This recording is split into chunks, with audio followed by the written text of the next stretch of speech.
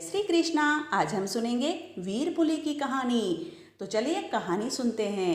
एक भाई और एक बहन थी। बहन अपने ससुराल में थी। कई साल हो गए थे भाई ने वीर पुली नहीं भेजी थी। भाभी का स्वभाव बहुत तेज था। वह ननंद को कुछ नहीं देती थी। भाई को वीर पुली की याद आई तो उसने तरकीब सोची। वह खेत से बैलगाड़ी लेकर दौड़ा दौड़ा घर आया और आकर अपनी पत्नी से कहा कि तेरे पियर में तो आग लग गई है, सो कुछ खाने का सामान बैलगाड़ी में रख दे, मैं लेकर जाऊं।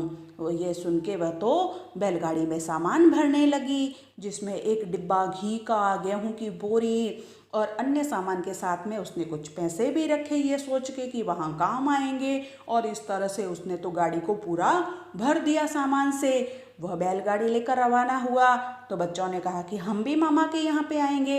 ये कहते हुए बच्चे भी गाड़ी में बैठ गए, बैलगाड़ी के ऊपर बैठ गए। अब बैलगाड़ी रवाना कर दी। कुछ ही दूरी पर चलने के बाद में बच्चों ने जब देखा कि भाई गाड़ी तो दूसरे रास्ते पर जा रही है, तो अपने पापा से कहा कि पापा ये तो बुआ के घर का रास्ता है, मामा के घर का तो नहीं है। तो उसने कहा हाँ बच्चों, तुम्हारे बुआ के घर ही जा रहे हैं वीर पुली मनाने के लिए, तुम्हारे ननियाल का तो बहाना था। रास्ते में उसने घास देखी तो उसने सोचा कि बहन के घर पे भैंस भी है, वह आज वीर पुली के दिन घास नहीं तोड़ेगी तो वह ही भैंस के लिए घास भी लेकर जाए, ये भी काम आसान हो जाएगा बहन का। भाई घास का बंडल बांधने लगा। इतने में एक काला सर्प आया और उसको खाने के लिए आगे आने लगा। तो उसने सर्प से निवेदन किया कि भाई आज तो मेरी बहन ने मेरा व्रत रखा है वीर पुली का, सो अब तो मुझे मत खा, जब मैं वापस आऊँ तब काट लेना। तो भी वह सर्प आगे आगे आने लगा काटने के लिए। तो उसने कहा कि तू ऐसा कर, इस बंडल के अंदर चला जा, जब मैं बंडल को खोलूँ तब तू मुझे काट लेना। भाई ने बंडल बांधा और लेकर चलने लगा। तभी बहन का घर आया, उसने गाड़ी खड़ी करके बहन को आवाज़ दी। बहन तो बहुत ही खुश होती हुई दौड़ कर अंदर से आई और दोनों भाई बहन प्रेम से मिले। भाई ने कहा बहुत दिनों से भाई बहन ने वीर पुली नहीं की थी, सो अब लेकर आया हूँ, यह सब सामान तुम्हारा है, सो इसे ले लो। बहन ने कहा इतना सारा सामान, यह कहकर उसने सारा सामान अंदर रखा। उसमें पैसे भी निकले तो बहन बोली भैया पैसे भी हैं। भाई ने कहा बहुत दिनों से वीर पुली ही नहीं भेजी थी ना, इसलिए तेरी भाभी ने रखे होंगे। भाई ने घास का बंडल एक तरफ रखा और बहन से कहा कि बहन जब भैंस आ जाए तब मुझे ही कहना, मैं ही घास का बंडल खोलूँगा, तुम मत खोलना। तो उसने कहा ठीक है भाई।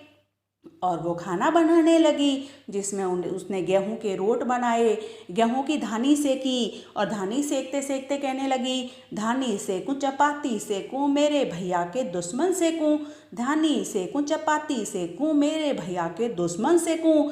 ऐसा कहने से वह सर्प जो उसके भाई का दुश्मन था वह तो सिक गया। भाई बहन ने वीर पुली का त्योहार मनाया। भाई भोजन करके सो गया। जब भैंस आई तो बहन घास का बंडल खोलने लगी तो उसने देखा कि अंदर से तो सोने की सांकल निकली। अचानक से आवाज़ आने पर भाई जागा और भाई ने कहा अरे बहन भैंस आ गई क्या? बहन ने कहा अरे भैया भैंस भी आ गई और मैंने तो घास भी दे दी भैंस को। तो भाई ने पूछा अरे अंदर से कुछ निकला क्या? वो कहाँ है, निकला क्या?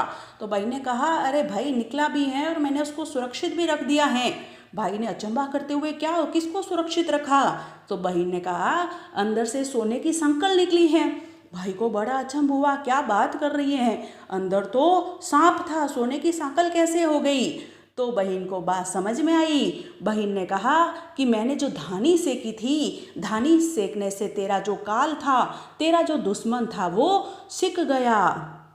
भाई ने बात बताई कि अंदर काला सांप था और घास लेते समय वो मुझे डसने के लिए आया था। तो मैंने उससे कहा था कि भाई मैंने कई वर्ष हो गए बहन के घर पे वीर पुली नहीं मनाई, इसलिए मैं तो वीर पुली मनाने जा रहा हूँ। तो भाई बहन दोनों बहुत खुश हुए और भाई ने कहा कि बहन ये जो सोने की सांकल है वो भी तेरे भाग्य की हैं, इसलिए इसको तू रख दे। इस तरह से उन दोनों ने बहुत ही अच्छी तरीके से वीर पुली का त्योहार मनाया।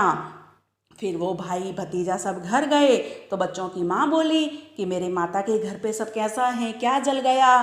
तो बच्चों ने कहा हम तो वीर पुली देने बुआ के घर गए थे। भाई जो कुछ भी मिले वह प्रेम से बहन को देना, बहन को खाली हाथ मत भेजना। वीर पुली सब भाई बहन की रक्षा करे।